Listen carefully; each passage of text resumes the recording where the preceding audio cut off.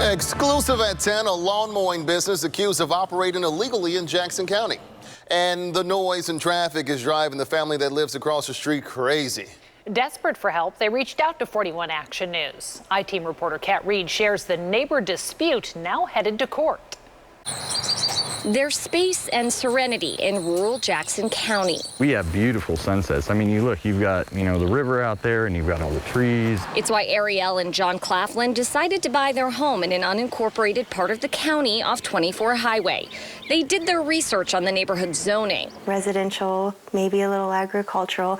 We did not plan on having a commercial operation across the street. This would not have been our purchase. This is one of your biggest investments. An investment they say is depreciating because of what moved in just feet away from their property. The Claflins' neighbor, James Wilkerson, is accused by the county of illegally running a lawn mowing business from his home.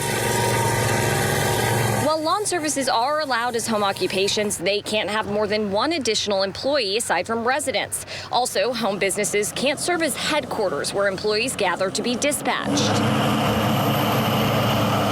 He fires up a truck or a piece of equipment. We hear it in here. We hear it in my son's room. We hear it in our bedroom. We hear it in the back.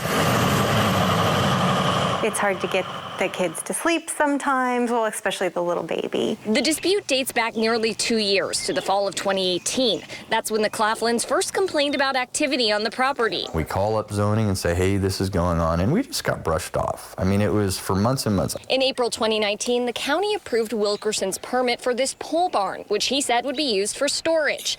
In an August 2019 email, the county development administrator explained it was a legal structure, and they couldn't deny a permit based on speculation of how it would be used. Internal emails from the county show staff members increasingly frustrated by the frequent calls and emails from John Claflin.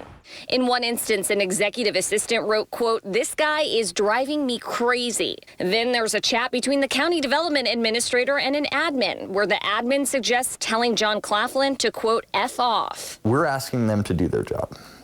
They're treating us like we're the problem. The Jackson County Public Works Director says the language used in those messages is not condoned. We don't take those things lightly. Appropriate disciplinary action has been applied to those situations where I have, the right to do so. Gaddy says his department took the Claflins' concerns seriously, but had to do its own investigation. As things progressed, it was like, okay, there's more here. Again, it's tough to catch people in the act. Finally, in October, the county issued a court summons to Wilkerson for operating an illegal business. But the Claflins say that didn't stop anything. It's only gotten worse. When John Claflin films the building, Wilkerson and the other men film right back. Brian Gaddy even reached out to the sheriff's office, writing, "It is apparent that the situation has turned personal and has escalated dramatically. Both parties sound extremely agitated by the proceedings, and we fear retaliation for the court summons could ensue." That tension is felt by other neighbors on the street. Ron Steele says he isn't bothered by Wilkerson's building or the people who appear to work there. Just 3 guys. He pointed to issues on the Claflins' property, like bricks that were piled up outside and other equipment parked out front. He says they should have bought the land if they were so worried about a building going up. The fighting's got to stop, one way or another. It's not good for the community. James Wilkerson had a lot to say, just not on the record. He wouldn't comment because of the court summons. State filings show Wilkerson's business, Show Me Lawn Service, is registered at the address next to the Claflins. But Wilkerson claims he actually runs his business from this house in another neighborhood a few miles away. His case heads to court in August. We just want to be able to come home and relax and not feel like you're constantly under attack.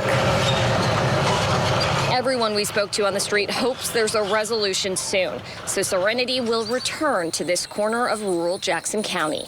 I'm consumer I-Team reporter Kat Reed, 41 Action News. Talk about tension. Thank you, Kat. Jackson County Public Works emphasized that it does have an open door policy for any residents with concerns. Staff members focus on objectivity while investigating situations like this, and their jurisdiction is only over code violations.